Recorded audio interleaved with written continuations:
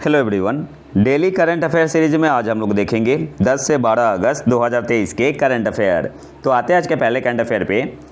WHO विश्व स्वास्थ्य संगठन ने नवीनतम कोविड-19 वेरिएंट को सूचीबद्ध किया है। इसे किस नाम से जाना जाता है? तो यहाँ पे मैं ऑप्शन नहीं पढ़ूंगा, सीधे आंसर बताते हुए चलूँगा। ऑप्शन डी आपका यहाँ पे सही आंसर होगा, EG.5.1। और इसे और किस नाम से जानते हैं? इरिस के नाम से, ERIS के नाम से। और यह जो वेरिएंट है आपका EG.5.1 यूएस और यूके में पिक पे है और इंडिया में एक केस मिला है पुणे में। तो सही आंसर यहाँ पे क्या होगा? Option D EG.5.1। WHO ने नवीनतम कोविड-19 वेरिएंट को सूचीबद्ध किया है। इसे किस नाम से जाना जाता है? जो नया वेरिएंट आया हुआ है कोविड-19 का, इसे किस नाम से जाना जाता है? EG.5.1। ऑप्शन डी आपका यहाँ पे सही आंसर होगा। और हाँ, हमारे यूट्यूब चैनल प्रतीक IQ को सब्सक्राइब जरूर कर ले और टेलीग्राम को तो ज्वाइन कर ले। वहाँ पे आपको PDF मिलेगा और PDF के साथ साथ करंट अफेयर का क्विज भी मिलेगा। अगले क्वेश्चन पे आते हैं। किस राज्य सरकार ने प्रवासी श्रमिकों के पंजीकरण के लिए अतिथि पोर्टल लॉन्च किया है? सही आंसर क्या होगा? ऑप्शन ए आपका यहाँ पे सही आंसर हो जाएगा, केरल ने। किस राज्य सरकार ने प्रवासी श्रमिकों के पंजीकरण के लिए अतिथि पोर्टल लॉन्च किया है? तो ऑप्शन ए आपका यहाँ पे सही आंसर होगा, केरल ने। अगले क्वेश्चन पे आते हैं। जुर्जुवे क्या है? तो ऑप्शन सी आपका यहाँ पे सही आंसर होगा, प्रसवोत्तर अवसाद के इलाज के लिए संकेतित पहली मौखिक दवा ओरल मेडिसिन। तो ऑप्शन सी आपका यहाँ पे सही आंसर होगा। और PPD का मतलब क्या हुआ? Postpartum depression. अगले क्वेश्चन पे आते हैं। और इस मेडिसिन को अप्रूव किसने किया है? US food and drug administration ने इसे अप्रूव किया है। और इसे और किस नाम से जानते हैं? जुरानोलोन के नाम से भी इसे जाना जाता है। अगले क्वेश्चन पे आते हैं। किस राज्य में स्थित 130 साल पुराने कुट्टिकनम पैलेस को ऐतिहासिक स्मारक घोषित किया जाएगा? सिंपली आपसे पूछ रहा है कि कुट्टिकनम पैलेस किस राज्य में है? तो सही आंसर होगा ऑप्शन बी, केरल में। किस राज्य में स्थित 130 साल पुराने कुट्टिकनम पैलेस को ऐतिहासिक स्मारक घोषित किया जाएगा? तो ऑप्शन बी आपका यहाँ पे सही आंसर होगा, केरल। आप यहाँ पिक्चर में देख सकते हैं कुट्टिकनम पैलेस को। अगले क्वेश्चन पे आते हैं। किस संस्था ने वार्षिकी व्यवसाय के लिए मध्यस्थों पर रोक लगा दी? सही आंसर क्या होगा? ऑप्शन ए आपका यहाँ पे सही आंसर होगा, PFRDA ने। किस संस्था ने वार्षिकी व्यवसाय के लिए मध्यस्थों पर रोक लगा दी? तो ऑप्शन ए आपका यहाँ पे सही आंसर होगा, PFRDA ने। अगले क्वेश्चन पे आते हैं। फॉक्सकॉन की सहायक कंपनी ने इलेक्ट्रॉनिक घटक विनिर्माण सुविधा स्थापित करने के लिए किस राज्य के साथ 1600 करोड़ का सौदा किया? तो ऑप्शन डी आपका यहाँ पे सही आंसर होगा, तमिलनाडु के साथ। फॉक्सकॉन की सहायक कंपनी ने इलेक्ट्रॉनिक घटक विनिर्माण सुविधा स्थापित करने के लिए किस राज्य के साथ 1600 करोड़ का सौदा किया? तो ऑप्शन डी आपका यहाँ पे सही आंसर होगा, तमिलनाडु। अगले क्वेश्चन पे आते हैं। राजौरी चिकड़ी कास्ट कला वुडक्राफ्ट और मुस्क बुदची चावल को हाल ही में GI टैग से सम्मानित किया गया है। यह किस राज्य या केंद्र शासित प्रदेश से संबंधित है? सही आंसर क्या होगा? ऑप्शन सी आपका यहाँ पे सही आंसर होगा, जम्मू और कश्मीर। राजौरी चिकड़ी कास्ट कला और मुस्क बुदची चावल को हाल ही में GI टैग से सम्मानित किया गया है।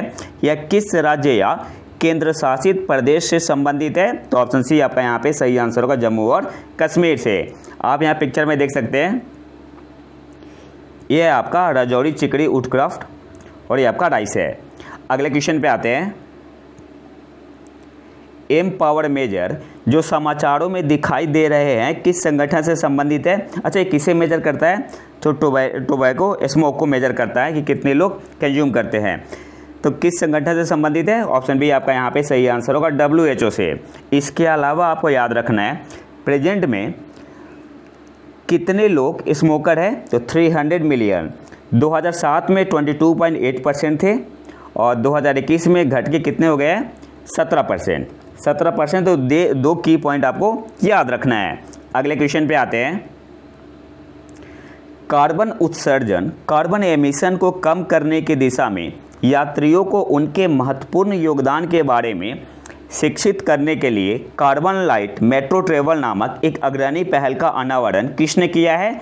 तो ऑप्शन ए आपका यहाँ पे सही आंसर होगा। दिल्ली मेट्रो ने, डीएमआरसी ने कार्बन उत्सर्जन को कम करने की दिशा में यात्रियों को उनके महत्वपूर्ण योगदान के बारे में शिक्षित करने के लिए कार्बन लाइट मेट्रो ट्रेवल नामक एक अग्रणी पहल का अनावरण किसने किया है? तो ऑप्शन ए आपका यहाँ पे सही आंसर होगा। दिल्ली मेट्रो, डीएमआरसी ने। अगले क्वेश्चन पे आते हैं। किस राज्य या केंद्र शासित प्रदेश ने जल पर्यटन और साहसिक खेल नीति 2023 को मंजूरी दे दी है? सही आंसर होगा यहाँ पे ऑप्शन ए उत्तर प्रदेश ने। किस राज्य या केंद्र शासित प्रदेश ने जल पर्यटन और साहसिक खेल नीति 2023 को मंजूरी दे दी है? तो ऑप्शन ए आपका यहाँ पे सही आंसर होगा, यूपी। अगले क्वेश्चन पे आते हैं। स्वीडिश अधिकार पुरस्कार, जिसे अन्ना लिंड पुरस्कार के नाम से जानते हैं, किसने जीता है? तो ऑप्शन डी आपका यहाँ पे सही आंसर होगा, स्वेतलाना तिखानोवस्काया। स्वीडिश अधिकार पुरस्कार किसने जीता है? तो ऑप्शन डी आपका यहाँ पे सही आंसर होगा, स्वेतलाना तिखानोवस्काया। कौन से देश की है? बेलारूस की है। अगले क्वेश्चन पे आते हैं। यूनेस्को ने किस शहर को खतरे में पड़े विश्व धरोहर केंद्रों की सूची में जोड़ने का सुझाव दिया है? तो ऑप्शन बी आपका यहाँ पे सही आंसर होगा, वेनिस। यूनेस्को ने किस शहर को खतरे में पड़े विश्व धरोहर केंद्रों की सूची में जोड़ने का सुझाव दिया है? तो ऑप्शन बी आपका यहाँ पे सही आंसर हो जाएगा, वेनिस को। अगले क्वेश्चन पे आते हैं। किस देश में अमेजन शिखर सम्मेलन के अंतिम दिन 12 देशों ने धनी देशों से अपने जलवायु वित्त पोषण दायित्वों को पूरा करने का आह्वान किया है? तो ऑप्शन सी आपका यहाँ पे सही आंसर हो जाएगा, ब्राज़ील। सिंपली आपसे पूछ रहा है कि अमेजन शिखर सम्मेलन कहाँ पे हुआ, किस देश में हुआ? तो ऑप्शन सी आपका यहाँ पे सही आंसर हो जाएगा, ब्राज़ील में। अगले क्वेश्चन पे आते हैं। डीसीएस क्या है जिसे केंद्रीय कृषि मंत्रालय द्वारा लॉन्च किया गया है? DCS stands for digital crop survey. तो ऑप्शन ए आपका यहाँ पे सही आंसर होगा। आपसे एग्जाम में पूछ सकता है कि डीसीएस में डी का मतलब क्या हुआ? डिजिटल, सी का मतलब क्रॉप, एस का मतलब सर्वे। तो डीसीएस का मतलब क्या हुआ? Digital crop survey. Option A आपका यहाँ पे सही आंसर होगा। अगले क्वेश्चन पे आते हैं। नवीकरणीय ऊर्जा उत्पादन बढ़ने और वन क्षेत्र में वृद्धि के कारण 14 वर्षों में भारत की ग्रीन हाउस उत्सर्जन दर में उम्मीद से अधिक कितने प्रतिशत की गिरावट आई है? तो सही आंसर यहाँ पे क्या होगा? ऑप्शन बी आपका यहाँ पे सही आंसर हो जाएगा, 33%। नवीकरणीय ऊर्जा उत्पादन बढ़ने और वन क्षेत्र में वृद्धि के कारण 14 वर्षों में भारत की ग्रीन हाउस उत्सर्जन दर में उम्मीद से अधिक कितने प्रतिशत की गिरावट आई है? तो ऑप्शन बी आपका यहाँ पे सही आंसर होगा, 33%। अगले क्वेश्चन पे आते हैं। अच्छा, इसके अलावा एक पॉइंट और याद रखो आप। United Nation Convention on Climate Change UNFCCC इनका टारगेट कब तक का है? To reduce emission intensity by 45% from the 2005 level, तो 2030 तक। ठीक है, तो दोनों पॉइंट याद रखना है, फ्रॉम द भी याद रखना है और कब तक। तो फ्रॉम द 2005 लेवल और कब तक? 2030 तक। कितना रिड्यूस करना है एमिशन इंटेंसिटी को? 45%। अगले क्वेश्चन पे आते हैं। स्टारलैब स्टेशन वाइजर स्पेस और किस संस्था का ज्वाइंट वेंचर संयुक्त उद्यम है? तो सही आंसर यहाँ पे क्या होगा? ऑप्शन डी आपका यहाँ पे सही आंसर हो जाएगा, एयरबस। जो स्टारलैब स्टेशन है वाइजर स्पेस और एयरबस का संयुक्त उद्यम ज्वाइंट वेंचर है। तो सही आंसर क्या होगा? ऑप्शन डी आपका यहाँ पे सही आंसर होगा। अगले क्वेश्चन पे आते हैं।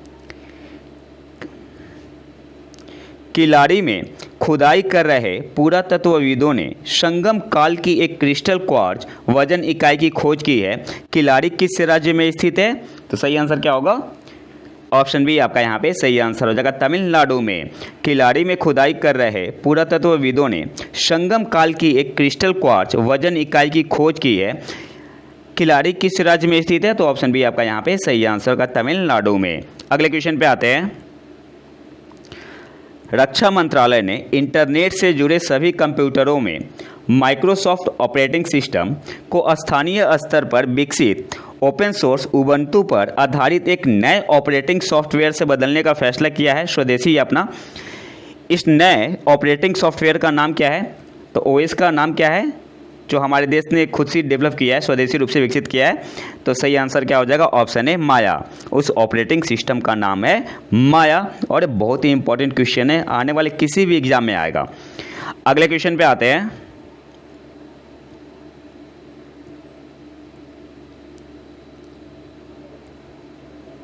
पहली ग्रामीण भारत में प्राथमिक शिक्षा की स्थिति State of Elementary Education in Rural India report के अनुसार ग्रामीण भारत में कितने प्रतिशत माता पिता चाहते हैं कि उनकी बेटियां स्नातक और उससे आगे तक पढ़ाई करें? तो सही आंसर यहाँ पे होगा ऑप्शन सी 78%। एक रिपोर्ट आया हुआ है State of Elementary Education in Rural India, इसके अकॉर्डिंग ग्रामीण भारत में कितने प्रतिशत माता पिता चाहते हैं कि उनकी बेटियां स्नातक और उससे आगे तक पढ़ाई करें? तो ऑप्शन सी आपका यहाँ पे सही आंसर हो जाएगा 78%। और इसके अलावा आपको क्या याद रखना है? According to the survey 1/4 of male children dropped out of school during primary schooling. कितने? 1/4। इस पॉइंट को आपको याद रखना है, ड्रॉप आउट हो जाते हैं during primary schooling. The drop out rate at this stage was higher for female children at nearly 35%। तो ये 2-3 की पॉइंट आपको याद रखना है। इसके अलावा इस रिपोर्ट को रिलीज किसने किया है? शिक्षा मंत्रालय ने, मिनिस्ट्री ऑफ एजुकेशन ने। यह जो रिपोर्ट है ग्रामीण समुदायों में 6 से 16 वर्ष की आयु के बच्चों पर केंद्रित था। तो एज क्या है? 6 से 16 वर्ष की आयु के बच्चों पर केंद्रित था। ग्रामीण इलाकों में 82% लड़कों के माता पिता अपने बच्चों को पढ़ाना चाहते हैं। ठीक है, तो 2-3 फैक्ट आपको यहाँ पे याद रखने हैं, सारे इंपॉर्टेंट है। अगले क्वेश्चन पे आते हैं। किस केंद्रीय मंत्रालय ने उच्च शिक्षण संस्थानों में भेदभाव विरोधी अपने नियमों पर फिर से विचार करने के लिए एक पैनल का गठन किया है? सही आंसर क्या होगा? Option B, ministry of education, शिक्षा मंत्रालय ने। किस केंद्रीय मंत्रालय ने उच्च शिक्षण संस्थानों में भेदभाव विरोधी अपने नियमों पर फिर से विचार करने के लिए एक पैनल का गठन किया है? तो मिनिस्ट्री ऑफ एजुकेशन, शिक्षा मंत्रालय ने। ऑप्शन बी आपका यहाँ पे सही आंसर होगा। अगला जो हमारा टॉपिक है इसमें हम लोग स्टैटिक MCQ कवर करते हैं, जिसका संबंध करंट अफेयर से होता है, या प्योर स्टैटिक भी होते हैं या प्योर करंट अफेयर भी। अगले क्वेश्चन पे आते हैं। निम्नलिखित कथनों पर विचार करें। पहला क्या है? स्थिर कीमतों पर ली गई वस्तुओं और सेवाओं का बाजार मूल्य नॉमिनल GDP है। इसे इंग्लिश में देख लेते हैं, ज़्यादा समझ में आएगा। The market value of goods and services taken at constant prices is the nominal GDP। नहीं, ये गलत है। अच्छा, गलत क्यों है? जब हम लोग करेंट प्राइस पे लेते हैं ना, तो इसे क्या बोलते हैं? नॉमिनल GDP बोलते हैं। The market value of goods and services taken at current prices, current prices is the nominal GDP। तो ये आपका गलत हो गया। दूसरा क्या है? मौजूदा कीमतों पर ली गई वस्तुओं और सेवाओं का मूल्य ही वास्तविक GDP है। ये गलत है। गलत क्यों है? The value of goods and services taken at, यहाँ पे होगा constant price, constant prices is the real GDP। तो आपका सेकंड भी गलत हो गया। तो पूछ क्या रहा है? ऊपर दिए गए कथनों में से कौन सा सही है? तो ऑप्शन डी आपका यहाँ पे सही आंसर होगा, नीदर 1 नॉर 2। बाकी यहाँ डिटेल गिवन है, आप देख सकते हो। अच्छा, GDP क्या होता है? GDP is the total market value of all goods and services produced in the economy during a particular year, inclusive of all taxes. Include होता है इसमें all taxes and subsidies on product. तो इसे क्या बोलते हैं? GDP बोलते हैं। And the market value taken at current prices is the nominal GDP। वहाँ पे क्या था? कांस्टेंट प्राइसेस था। ठीक है, इसलिए पहला आपका गलत था। दूसरा, the value taken at constant prices that is prices for all products taken at an unchanged base year. ये क्या होता है? आपका रियल GDP होता है, इसलिए आपका सेकंड भी गलत था। अगले क्वेश्चन पे आते हैं। निम्नलिखित में से किसने मुद्रा और वित्त, करेंसी एंड फाइनेंस पर रिपोर्ट जारी की? तो ऑप्शन बी आपका यहाँ पे सही आंसर होगा, RBI ने। अगले क्वेश्चन पे आते हैं। अंतर्दृष्टि के संदर्भ में निम्नलिखित कथनों पर विचार करें। पहला है आपका, यह नीति आयोग द्वारा लॉन्च किया गया एक वित्तीय समावेशन डैशबोर्ड है। गलत है, नीति आयोग द्वारा नहीं, यहाँ पे क्या होगा? RBI के द्वारा। ठीक है, तो पहला गलत हो गया। दूसरा क्या है? यह प्रासंगिक मापदंडों को पकड़कर वित्तीय समावेशन की प्रगति का आकलन और निगरानी करने के लिए निगरानी करने के लिए आवश्यक अंतर्दृष्टि प्रदान करेगा, तो सेकंड सही है। तो पूछ क्या रहा है, ऊपर दिए गए कथनों में से कौन सा सही है, तो ऑप्शन बी आपका यहाँ पे सही आंसर हो जाएगा, ओनली 2। अगले क्वेश्चन पे आते हैं। भारत ने हिंद महासागर क्षेत्र में अपनी भूमिका का विस्तार करने के लिए भारतीय नौसेना के प्रयासों को बढ़ावा देने के लिए किस देश के साथ MH-16R हेलीकॉप्टर के सौदे पर हस्ताक्षर किए हैं, तो ऑप्शन सी आपका यहाँ पे सही आंसर होगा, USA के साथ। सही आंसर क्या हो जाएगा, ऑप्शन सी USA। और भारत कितना खरीद रहा है MH-60R हेलीकॉप्टर, तो 24। अगले क्वेश्चन पे आते हैं। अच्छा, इसे कौन सी कंपनी बनाती है, एग्जाम में पूछता है कंपनी का नाम भी, तो इसे बनाती है लॉकहीड मार्टिन। ठीक है, अगले क्वेश्चन पे आते हैं।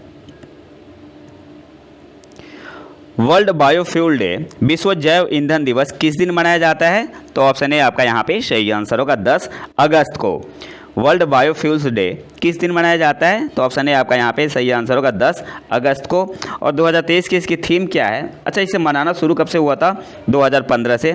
2015 से, तो 2023 की कोई थीम की ऑफिशियल डिक्लेरेशन नहीं हुआ है।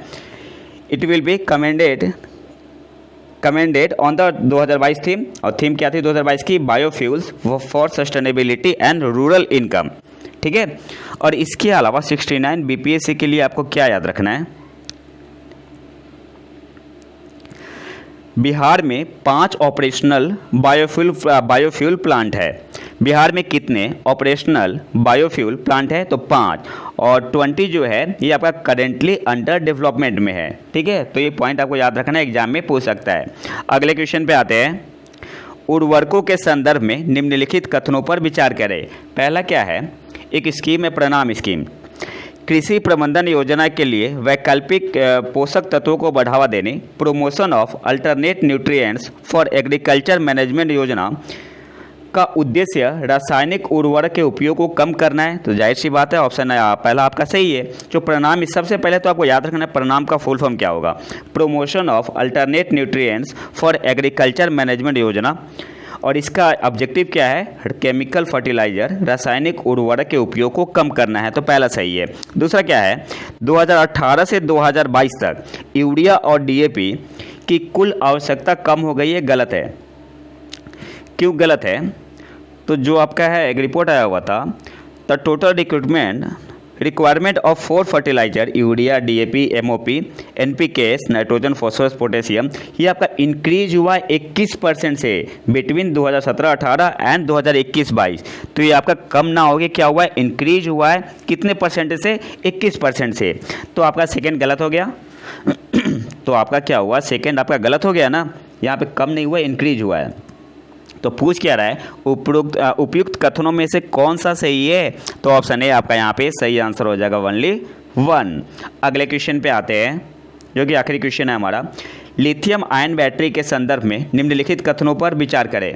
पहला है आपका, वे जलीय इलेक्ट्रोलाइट सॉल्यूशन का उपयोग करते हैं जहां आयन एनोड और कैथोड के बीच इधर उधर स्थानांतरित होते हैं, टू एंड फ्रो, तो हाँ पहला सही है। दूसरा क्या है, लिथियम आयन बैटरी का ऊर्जा घनत्व एनर्जी डेंसिटी जो होता है यह निकिल कैडमियम बैटरियों से लगभग 4 गुना है, तो सेकंड भी आपका सही है, दोनों सही है।